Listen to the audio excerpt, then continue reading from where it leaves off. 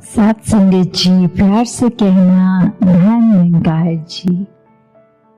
आज वर्चुअल रूप में जो सभी आनंद ले रहे हैं इस समागम का, और सभी को जो थीम भी पता है विश्वास, भक्ति और आनंद की है, तो ये विश्वास क्या है, ये भक्ति क्या है,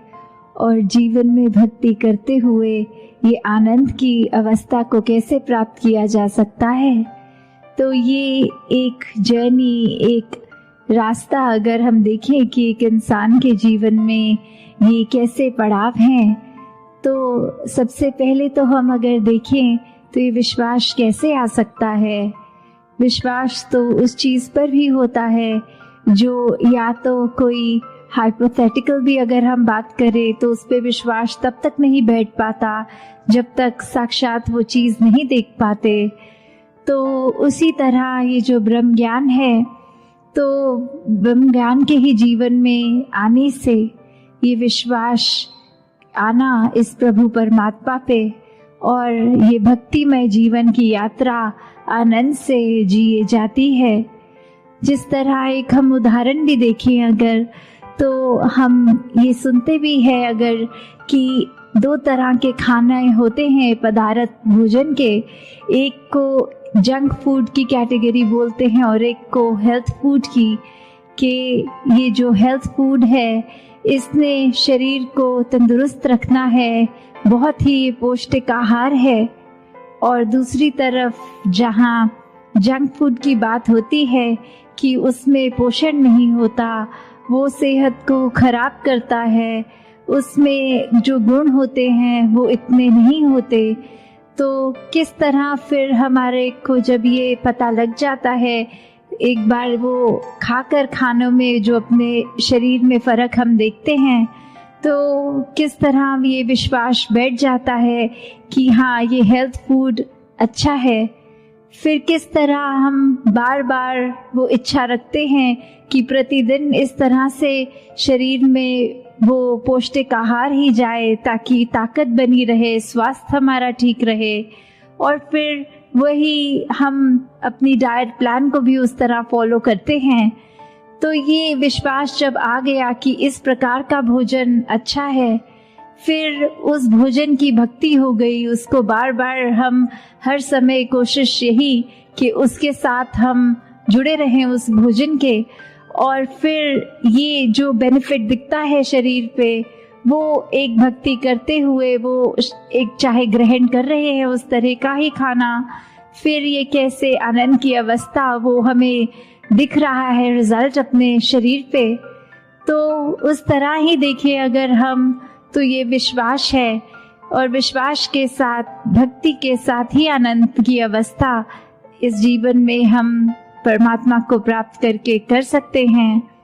और अगर हम विश्वास शब्द को देखें तो इसमें अगर दो नज़रिए के साथ देख सकते हैं कि ये विश्वास हो गया कि पूरा भरोसा, और अगर इसको स्प्लिट करके अलग तरीके से देखें तो विष का वास, मतलब जहर, विष। तो वो हम अगर उस तरह देखें तो एक विश्वास और एक अंधविश्वास। तो कैसे हम अपने जीवन में एक उस तरह तो चले जहाँ विश्वास तो है, पर जब अंधविश्वास की बात आती है वहीं भ्रम होते हैं, वहीं डर होता है, वहीं इल्यूजन्स आ जाती हैं जीवन में। तो कैसे हमने वो एक अंधविश्वास नहीं पर विश्वास पे टिकना है, विश्वास को मजबूत करना है। क्योंकि जब मन में ये जहर आ गया तो फिर तो कुछ होते हुए भी वो ना होने के बराबर है। फिर मन के अहंकार प्रबल होते जाएंगे, मन में और बुरे ख्याल होते जाएंगे। जैसे अक्सर हम ये भी देखते हैं कि बात तो शुरू होती है विश्वास पे और ख़त्म हो जाती है अहंकार पे। कि उदाहरण के तौर पे अगर हम कभी स्कूल के दिनों की ही ऐसे बच्चों में अक्सर नोटिस करते हैं कि अगर एक किसी का पेंसिल खो गया होता है तो वो अपने पार्टनर की पेंसिल ही ले लेता है और बोलता है कि ये मेरी ही है, और फिर वो दूसरा बच्चा अगर एक एक्सप्लेन भी करे कि नहीं ये मेरी है, तो वो पहला स्टूडेंट इतने कॉन्फिडेंटली उसको अपनी ही मान के कि मेरे पेंसिल बॉक्स में थी अब नहीं है तो यही होगी, और फिर जब घर जाके देखता है तो अपने बैग के दूसरी जगह से अपनी ही पेंसिल मिल जाती है, तो उस समय तो वो विश्वास था कि ये दूसरे की नहीं मेरी है, और घर आके भी अगर देखा अपनी वस्तु जब मिल गई तो फिर ये अहंकार मन में आ गया कि अगले दिन स्कूल जाके किस तरह वो माफ़ी तो मांगी नहीं जाएगी। वो अहंकार ने इतना मन में गलत होने के बावजूद भी एक असर इस तरह छोड़ा कि अब अपने दोस्त के आगे जाके कैसे कह दें कि आप सही थे हम गलत थे। तो मन में अक्सर जहाँ विश्वास हो तो उसको उस तरह से ही मन में रखा जाए कि इसने हमारी एक अच्छी नियत का एहसास करते हुए एक इंटेंशन जो साफ, एक प्योर हार्ट, उसके साथ परमात्मा पे जहाँ ये यकीन करना है, ये फेथ होना है, विश्वास होना है, वहीं ये पूरे ब्रह्मांड की हर चीज़ ये विश्वास पे ही टिकी है। और विश्वास ऐसा नहीं हो कि असल में तो कुछ और है पर हम मन में कोई कल्पना दूसरी कर लें, ये आंख बंद करके असलियत से आंख चुरा कर कुछ और कर लें। तो फिर वो बात कि किस तरह अक्सर अगर हम ये अंधविश्वासों के ऊपर भी जाएं, उनको एनालाइज करें, तो सुपरस्टिशंस का ओरिजिन किस पर्पस से होता है और आज इंसान उसको किस तरफ ले गया, कि ये शुरुआत में बहुत ही लॉजिकल चीज़ें उनके कारण भी दिए गए कि इस वजह से ये चीज़ करनी है, और इंसान कारणों को भूलकर सिर्फ एक उसको नियम की तरह बनाकर ही चल रहा है बिना कारण जाने। और ऐसे ही हमारे जीवन में भी फिर बहुत वो पड़ाव आते हैं जहाँ किसी चीज़ का करने का उद्देश्य पता नहीं, उसको करने चलते हैं, मन में विश्वास भी रखते हैं, और कब वो विश्वास फिर एक नेगेटिव तरह से हमारे ऊपर ही हावी हो जाता है। तो विश्वास जब आए इस परमात्मा पे तो भक्ति है। तो ये भक्ति भी अब क्या है, भक्ति कुछ ऐसी नहीं करनी कि पूरे ही आसपास के वातावरण, व्यक्ति या किसी और चीज़ से अपने आप को काट लेना है, कहीं अपने आप को कमरे में बंद करके अपने नेचर को सही करना है, अपनी लगन को पक्का करना है। ऐसी भक्ति अगर करेंगे तो वो तो कुछ समय तक ही हो पाएगी, पर भक्ति तो वो होनी चाहिए जो हर श्वास में होती है। और हर श्वास में भक्ति अगर है तो हमें अपनी लाइफ की एक्चुअल सिचुएशन से भागना नहीं है, वो तो जिस प्रकार की हैं उसमें रहते हुए भक्ति करनी है। और जब ये करना आ जाता है तो आनंद भी इस जीवन में साथ ही उतर जाता है। फिर वो वेट नहीं करनी पड़ती कि भक्ति की हम सीढ़ी चढ़ रहे हैं और उसके बाद एज अ रिजल्ट आनंद आएगा। नहीं, वो भक्ति करते हुए, वो हर पल सांस लेते हुए, वो आनंदित होकर ही वो हर सांस का एहसास इस परमात्मा से जुड़ के होगा। तो हमें कैसे अगर देखें भी कि एक विश्वास की बात जब आती है, अक्सर इंसानों में भी देखा जाए तो वो ओत प्रोत मामला होता है, सिर्फ एक तरफ से है विश्वास और दूसरी तरफ से नहीं। तो उससे भी एक ये पता लग जाता है कि अगर हम एग्जाम्पल देखें कि एक क्लास चल रही है, उस क्लास में टीचर हर स्टूडेंट को एक ही सबक एक जैसी एक्सप्लेनेशन के साथ समझाते हुए फिर भी जब कुछ समय बीतता है तो एक टेस्ट का टाइम आता है। और वो टेस्ट क्यों? वो टेस्ट इसी का प्रमाण विश्वास का कि जितनी शिद्दत से वो टीचर ने स्टूडेंट्स को पढ़ाया, क्या उसी तरह वो स्टूडेंट्स भी परीक्षा में पास हो रहे हैं। वो टीचर के ऊपर जो टीचर ने स्टूडेंट्स पे विश्वास किया, वही सबक को एक सच्चाई मान के क्या स्टूडेंट्स भी वो रेसिप्रोकेट कर रहे हैं। और अगर इसको दूसरे नज़रिए से भी देखे जाएं तो शायद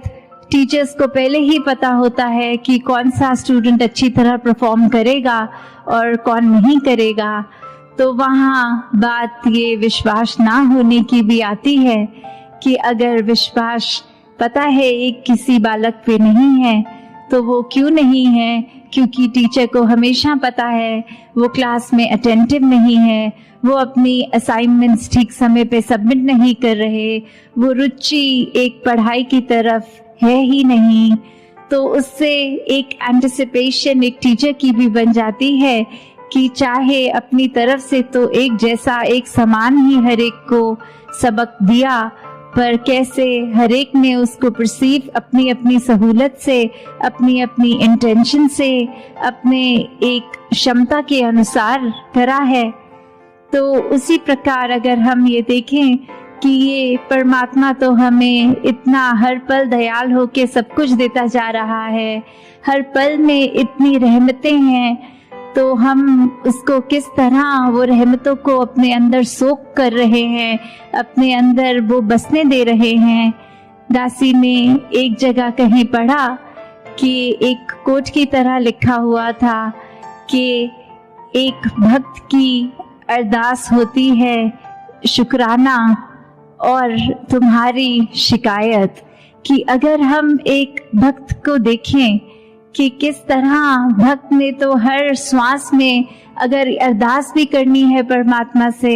तो इस तरह ही करनी है कि जो है बहुत अच्छा है, बहुत अच्छा किया है। और उस यही पैरामीटर होता है कि पहचानने का, चाहे देखने में सब इंसान हैं पर अंदर भक्त कौन है। भक्त वही जो कभी परमात्मा को कोसता नहीं, भक्त वही जो कभी ये नहीं मानता कि परमात्मा ने कुछ भी अधूरा दिया है। भक्त हमेशा संतुष्ट होता है। भक्त ने तो हमेशा एक अपने आप को इस परमात्मा में उस तरह फ्लोट करते हुए एहसास करना है कि इसी के रंग में रंगे हैं, जिस रंग रखे वो ही रंग अच्छा। ये परमात्मा के हाथ हम कठपुतली समान हैं, चाहे हमारे अनुसार वो आबादी की तरफ हम सोच रहे हैं कि हम प्रफुल्लित हो रहे हैं या एक आबाद और बर्बाद वाली बात। तो किस तरह एक हम अगर सच्चे भक्त हैं तो फिर मन में ऐसा होगा ही नहीं कि कहीं परमात्मा को हम उस नजरिए से देखें कि कुछ एक जिस पे विश्वास टूटने वाली बात आए, क्योंकि ये विश्वास भी अगर टूट रहा है तो उसका कारण हम ही हैं। अक्सर हम ऐसे भी कर लेते हैं कि सोच लेते हैं कि क्यों ना परमात्मा का ही टेस्ट लिया जाए और अपनी सिचुएशन के अकॉर्डिंगली मन में ही धारणा बना लेते हैं कि यदि हम ये करेंगे और एज अ रिजल्ट ये होगा तो परमात्मा है, तो परमात्मा सच्चा है। जहाँ हम आस्था रखते हैं वो एक सच्चा दर है। पर अगर ऐसा नहीं तो उसी समय वो एक नास्तिक की अवस्था को अपना लेते हैं। तो कैसे एक हर बार हम जब ये सोचेंगे कि परमात्मा का हमने टेस्ट लेना है और परमात्मा ने हमारे अनुसार वो रिजल्ट्स देने हैं, तो हम खुद ही देख लें कि हम भक्ति से तो कोसों दूर हैं ही, पर साथ में किस तरह हम अपने ऊपर भी वो विश्वास अभी नहीं कर पा रहे। हम एक ब्रॉडर पर्सपेक्टिव देख ही नहीं पा रहे। हम अपने छोटे वो तंग दिल्ली में ही फंसे हुए हैं। तो आनंद की अवस्था से तो हम अभी बहुत ही दूर हैं। मन में हमारे कुछ भी हो, अगर हम एक उसकी बात करते हैं कि कोई खाली जगह जब हम देखें और एक भरपूर जगह कि जीवन में हमारे अंदर कितनी अच्छाइयाँ या एक सामने वाले की कितनी ही ज्यादा अच्छाइयाँ दिख रही हैं, पर अपने जीवन में एक चीज की इच्छा जो हम रख रहे हैं और वो ही चीज अगर नहीं है तो हमारा नजरिया उस पे नहीं जाता कि क्या क्या है हमारे पास, पर उस पे जाता है कि क्या नहीं है। और फिर हम उसको एक माइक्रोस्कोप लेंस जो बोलते हैं कि इतने बारीकी से देखने लग जाते हैं कि जो कुछ है उसको नजरअंदाज कर देते हैं, जो नहीं है फिर नजदीक से तो हर चीज में कमी दिखी जाती है।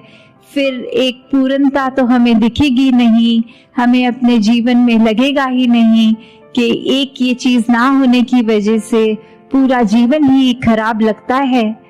तो जहाँ अपनी हर वस्तु को जो दातार ने ये एक रहमत की तरह झोली में डाली है,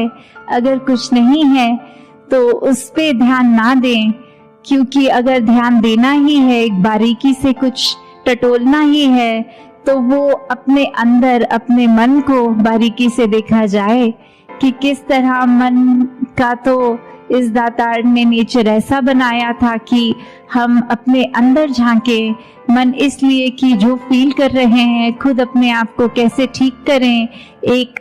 अपने मन से जो एहसास कर रहे हैं वो हमें अंदर से कितना मजबूत, कितना स्ट्रॉन्ग और कितना मुश्किल घड़ियों में भी किस तरह उसको हम पॉजिटिव रख सकें। पर मन ने कहीं ये माया के चक्कर में अपना नेचर ऐसा बना लिया है कि उसको बाहर की ओर देखने लग गए हैं हम औरों की तरफ, हम कमियों की तरफ।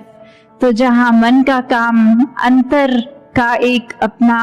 हमें दृष्टिकोण, एक नजरिया, हमारे अंदर क्या चल रहा है वो इंट्रोस्पेक्शन, उसके लिए काम आना था, पर वो हम दूसरों के लिए नफरत, निंदा और ऐसे अनेकों एक खराब सोच देकर मन में उससे हर दिन जब उपयोग कर रहे हैं मन का, तो फिर वो एक नेगेटिविटी की ओर, एक चंचलता, एक हर तरह का हम उसमें एक दोष डालते जा रहे हैं। तो कैसे अपने मन को जब हम साफ रखते हैं, और मन साफ रखने का सबसे आसान तरीका ये भक्ति में तो सेवा है, सिमरन है, सत्संग है, कि जब इस निरंकार से जुड़ गए हैं तो फिर ये आनंद अपने आप जीवन में उतरता है। हर पल मन बहुत ही शांत, बहुत ही स्थिर, सहज भाव में एक जो कहते हैं कांस्टेंट ब्लिस जो है, एक खुशी, उस तरह एक कभी भी वो एक्सट्रीम निराशा की फीलिंग नहीं होती। तो कैसे हमने हमेशा अपने जीवन में जहाँ हर पल कोशिश करनी है कि इस परमात्मा पे ये विश्वास हमारा पूरा रहे, वहीं साथ ही साथ कैसे भक्ति को किया जाए और वाकई ही भक्ति क्या होती है उसको उसी नजरिए से किया जाए। भक्ति सिर्फ नकल नहीं है कि हमने देखा है पुरातन कैसे करते थे उसको एक रिपीट करना, नहीं। भक्ति हर एक की एक इंडिविजुअल जर्नी है, कैसे हमने हर दिन अपने आप को उसमें और प्रबल करना है, कैसे हमने हर एक चीज से जुड़े होने के बावजूद वो डिटैच्ड अटैचमेंट की अवस्था कि कुछ है तो उसका तो मजा उस समय लेना है, कुछ नहीं तो फिर अपने मन को उदास नहीं करना। कैसे वो इच्छाएं होनी मन में तो लाजमी है, पर वो इच्छाओं की पूर्ति ना होने से मन को फिर एक पतन की ओर ले जाना, एक मन पे बहुत बड़े बोझ बना के रखने। तो भक्ति तो फिर समर्पित होकर ही हो सकती है। जब इच्छाएं इतनी आ जाती हैं तो फिर भक्ति उस समय मजबूत नहीं रह पाती। अगर इच्छाएं पूरी ना हो तो भी अपने आप को हम एक पक्का कर ले कि इसका ना होना में भी बेहतरी ही है, तो फिर ही वाकई ही एक असल रूप में इंसान आनंद का एहसास कर सकता है। तो दातार हर एक पे कृपा करे, जो हर एक की इस समय एक अरदास भी है कि किस तरह से सत्संग रूप जो एक इतनी वास्ट हम मनाते थे समागम पे, हर कोई अपने घरों से चलकर फिजिकली गैदर होता था, और अब चाहे वर्चुअल रूप में इस तरह कर रहे हैं, पर भाव तो सबके वही, ये लगन इस निराकार से सबकी वही। और आगे के लिए अरदास कि हर कोई संतों के साक्षात दर्शन करके एक दूसरे की चरण रज लेकर उस रूप में ही ये समागम का त्योहार जो हर्षोल्लास का होता है, ये कैसे एक रूह का संबंध निरंकार से हर पल होता तो है, पर जब समागम पे सब आके इकट्ठे होते हैं तो फिर वो एक अंदर की जो खुशी इतनी ज्यादा प्रफुल्लित, तो हर एक पे दातार यही कृपा करे, जहाँ हर कोई भक्ति भरा जीवन अपना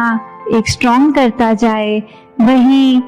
फिर हर एक के लिए, संसार के लिए, सर्वत का भला, वो एक अरदास कि ये ह्यूमैनिटी एक साथ आगे बढ़े, एक सेल्फिश होके अपने आप को तंग दायरे में ना रखें,